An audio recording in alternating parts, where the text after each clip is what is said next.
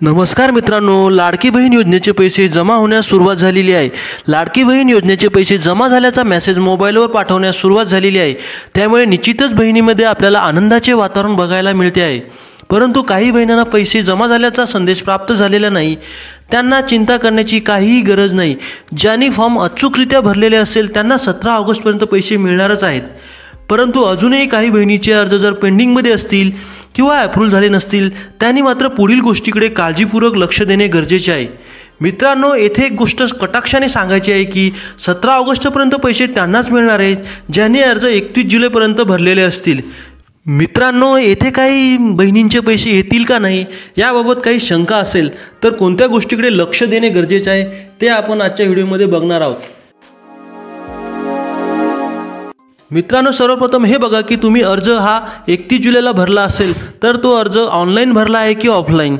जर तुम्ही अर्ज ऑनलाईन नारी शक्ती दूत या ॲपवरद्वारे भरला असेल तर तेथे जाऊन तुम्ही चेक करू शकता की आपल्या अर्जामध्ये काही त्रुटीमुळे तो पेंडिंग तर नाही ना। कारण आतापर्यंत 1,62,00,000पेक्षा अधिक महिलांनी लाडकी बहीण योजनेसाठी नोंदणी केलेली आहे।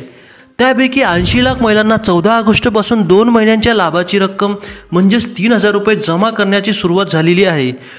परंतु पात्र लाभार्थ्यांपैकी 27 लाख लाभार्थी महिलांचे बँक खात्याशी आधार क्रमांक अजूनपर्यंत जोडलेले नसल्यामुळे त्यांना पैसे मिळण्यामध्ये अडचणी निर्माण होत आहेत।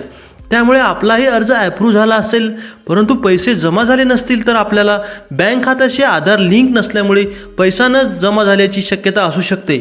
म्हणून आपण आज लवकरात लवकर बँकेत जाऊन आपल्या आधारची KYC करून घ्या आणि खात्री करून घ्या की आपला आधार बँक खात्याशी जोडलेला आहे।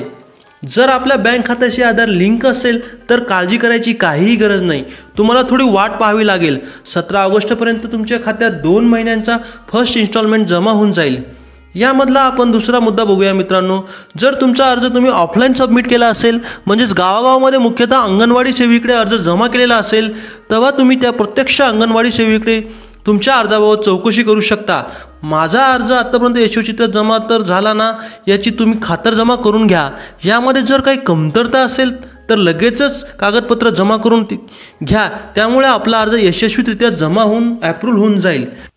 तसेच ज्यांनी अर्ज 31 जुलैनंतर सादर केले असतील त्यांना पैसे सध्या मिळणार नाहीत। त्यासाठी थोडी त्यांना वाट पाहावी लागणार आहे। त्यांना सप्टेंबरमध्ये पैसे मिळण्याची शक्यता आहे। अशा प्रकारे मित्रांनो, उपरोक्त चर्चेच्या विषयाबाबत आपण व्यवस्थितरित्या त्याचे अवलंबन करावे जेणेकरून सर्व पात्र महिलेला या योजनेचा फायदा होईल व त्याचा लाभ घेता येईल। मित्रांनो, आपण येथे थांबत आहे। अशाच नाविन्यपूर्ण माहितीसाठी चॅनलला सबस्क्राईब करून ठेवा। जय हिंद, जय महाराष्ट्र।